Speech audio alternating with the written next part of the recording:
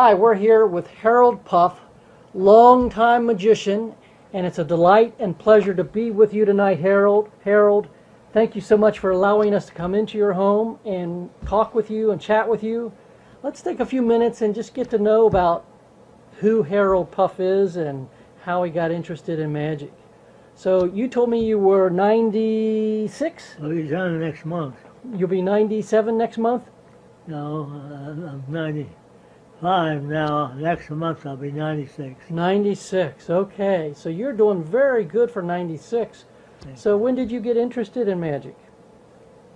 When I was about 6, 90 years ago. 90 years ago. So how did you get interested in magic? Did somebody show you a trick or something? Well, annually Howard Thurston used to come with his full evening show at the Grand Opera House in Cincinnati. And I got my aunt, Laura was her name, older, took me and my brother to see Howard Thurston. Things were expensive then, so we sat way up in the gallery, and I came home enamored. Even so, I think later, because I knew a lot of how the tricks were done. But Howard Thurston came to Cincinnati usually once a year, and every once in a while in the show, he invited the kids up on the stage to help him. And then when they finished the trick he was doing, he allowed them to touch his hands. So did you get to touch his hand? Oh yeah, we shook hands with everybody. Okay. And the other thing he did was throw out his cards. He had these special playing cards. They weren't playing cards, they were fan cards, which he threw out in the audience. Being way up there, I never got any, and I was so sorry. So is that how you got interested in magic? Yeah, we came home, my brother and I were interested then. From then on, came home and pulled down all the shades and tried to do what he did. And that started it really. Started out at the top. Okay. So you went to see Howard Thurston and was impressed, came home and practiced and played with your brother and started down that road of magic.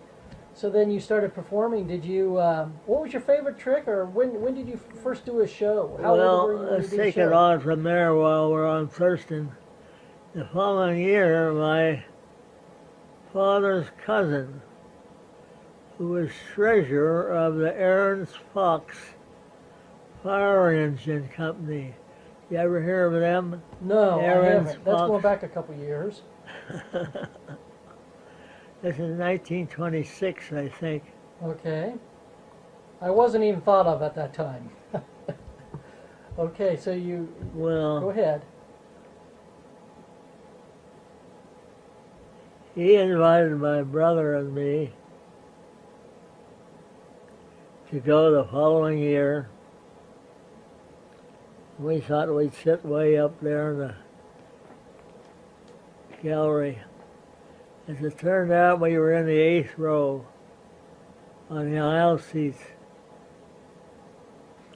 Raymond was his name.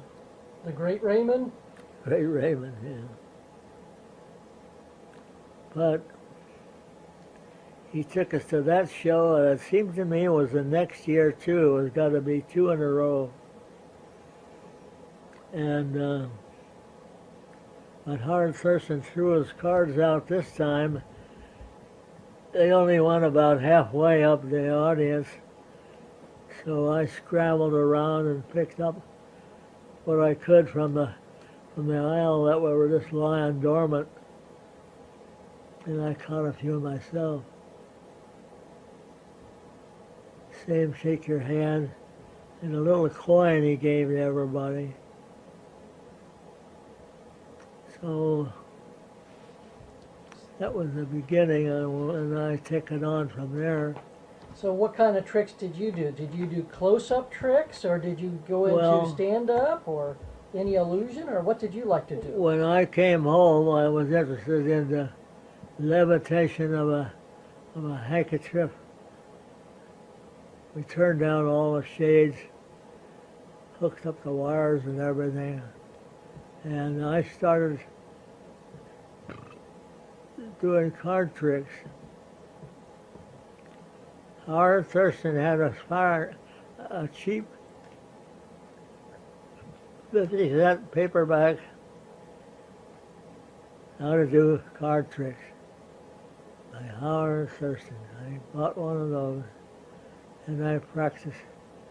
And you had a card. So you got it. So you got his I book got of it tricks. to where I could manipulate the cards. Okay. Not good as Thurston, but I did practice. Well, not many people were as good as Thurston. So you said after you learned a few card tricks, now did you go out and start showing them and sharing Oh. them? Yeah, I sent for catalogs, and a funny thing happened. The Sphinx magazine was published then out in Kansas. Well, I thought they wouldn't allow me to buy one of those. But my dad wrote them. They said, yeah, send $250 and they'll give you a subscription. So that's when I started up with a magazine. That was a Sphinx magazine, monthly magazine that would come Sphinx. to you. Sphinx. Okay. Okay. Sphinx. And it went through 3 or 4 editions. And it just quit a year ago and was taken over by John Mulholland of New York. Okay. And he kept the title, and I kept getting it. At one time I had all the copies. And So what was your favorite trick? What was a favorite trick that you ever saw? What was your favorite trick that you liked best? he did the rising card tricks out of a deck of cards.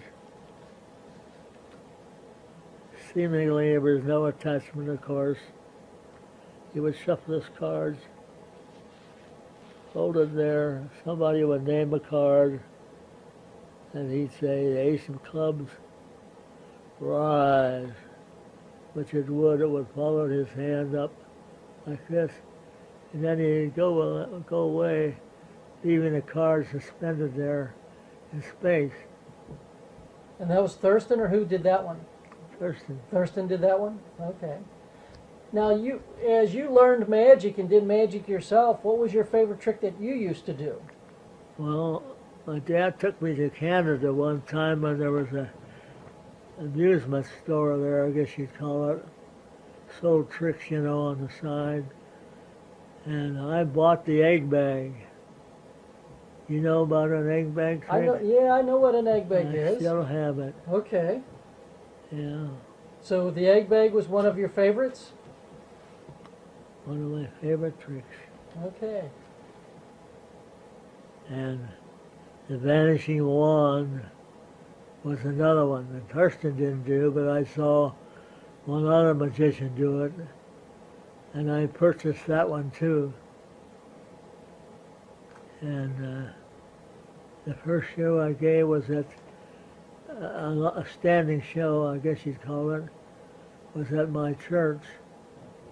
How old were you when you did that? I was 16, I think. Okay, so you were into magic for about 10 years now. You started at age 6, and now you're 16 years old, and you're doing your first church show. How did that go? Well, it went over pretty big, I guess. That's the reason I continued.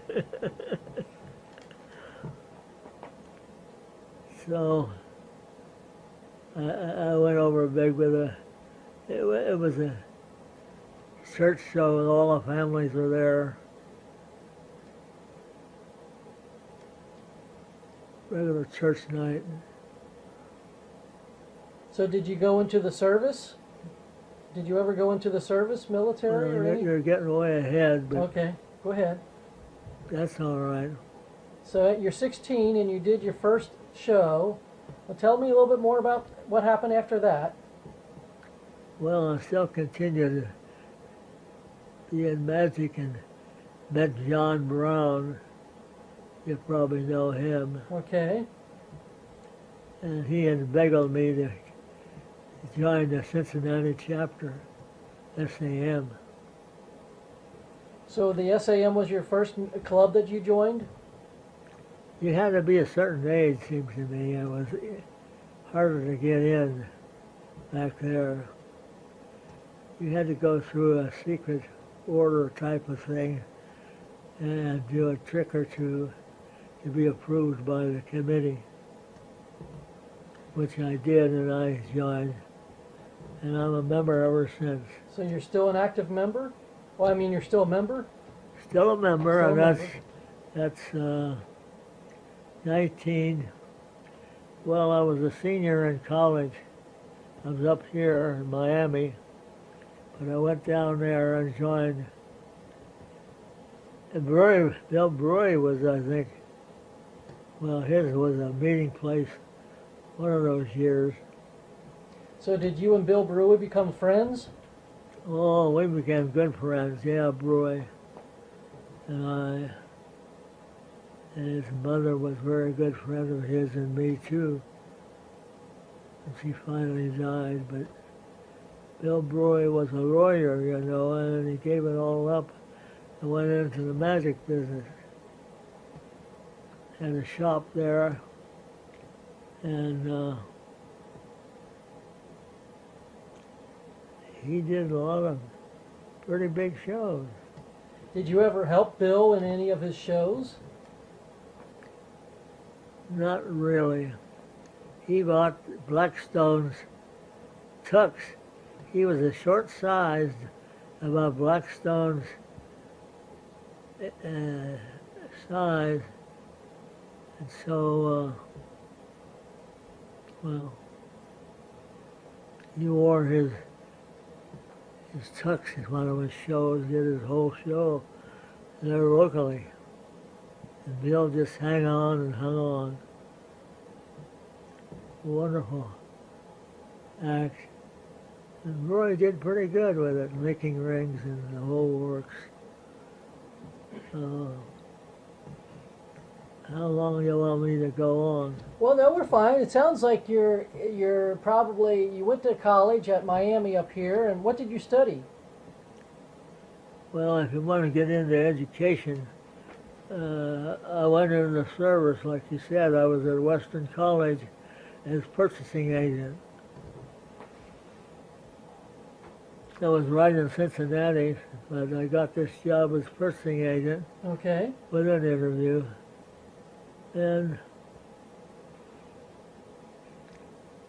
well, I still went to all the meetings going down on Friday night. And keep adding tricks and taking them in your act and taking them out. And then I'll skip a few years. I sang when I was on the faculty here. They hired me to be on the Speakers Bureau, they called it. They put my picture in a little magazine. And that's when I took the word Puff the Magic Dragon, which was a very popular song at that time. Mm-hmm. So you were on Miami Speakers Bureau? Miami Speakers Bureau. And how old were you about when you were doing that? Do you remember? Yeah.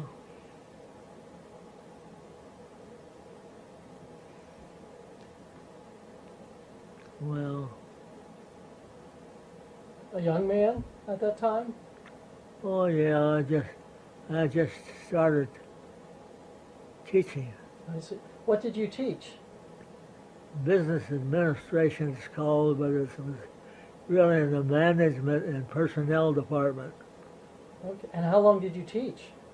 Was that pretty much your career all through your life at Miami? Okay. 50 or more years. Well, that's pretty long. That's pretty long. Yeah. Well, So somewhere along the line, you met Edith. How old were you when you met Edith? she was in the faculty follies. We had a faculty follies, and Edie used to bend over backwards, retrieving a handkerchief. You know that trick? I'm not sure. I'm not sure I do. It's not a trick. It's a physical thing where she put a handkerchief in back of her, bent back and picked it up with her teeth. Oh my goodness. And you saw that and decided that was the woman you're going to marry. That's pretty She close. had a trick of her own, it That's sounds pretty like. close, yeah. Yes. And she likes magic. She went to the conventions with me and different shows. She would always want to go and gave me a lot of ideas because she was in radio here at Miami and started a radio department, part of the speech department.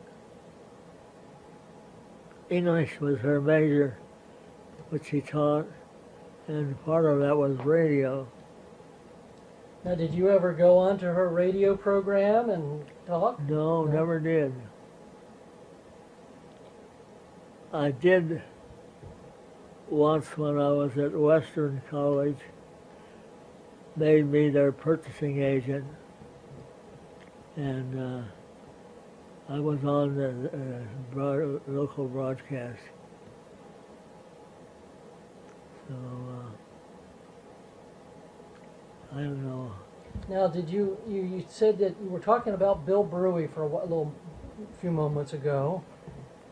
Did you ever work with Denny Metz or Bill Pryor? Danny Metz, still alive, of course, and I've seen his show, which he had done, small tricks at the club. One time he was a guest speaker and lecturer at the Dayton SAM, so I went up there and I saw him do his whole act, for which he got paid, and get to know Denny and his wife. Is his wife still around? She is. Peg is still around. She doesn't work with Denny as much, but she's still out there enjoying life. And so now, did you go? You went to all the. It sounds like you were involved in the SAM. Did you ever join the IBM? Well, it so happened that John Brown became a good friend of mine, who had become editor of the Lincoln Ring. So he says, "Oh, you don't have to buy the magazine. I get extra ones. I'll just send you one every month." Well, that's a good friend to have. Yeah, well, my wife was really mad at that, but anyway, didn't want me to give them away, but I finally joined. So I don't know how many years I'll have to add these up. SAM first and then the IBM.